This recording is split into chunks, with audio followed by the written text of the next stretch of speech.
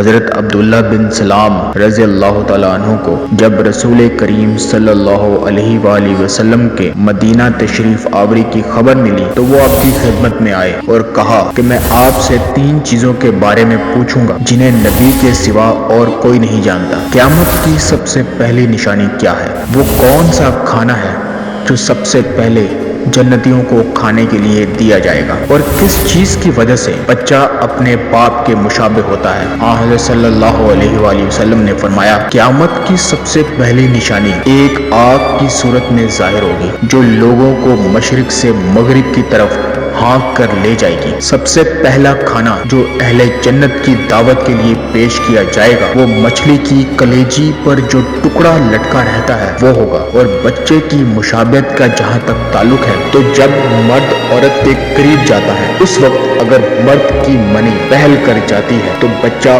اسی کی شکل و صورت پر ہوتا ہے، اگر عورت کی منی پہل کر جائے تو پھر بچہ عورت کی شکل و صورت پر ہوتا ہے۔ یہ سن کر حضرت عبداللہ بن سلام رضی اللہ تعالیٰ عنہ بول اٹھے، میں گواہی دیتا ہوں کہ آپ اللہ کے رسول ہیں۔ صحیح بخاری حدیث نمبر 3329۔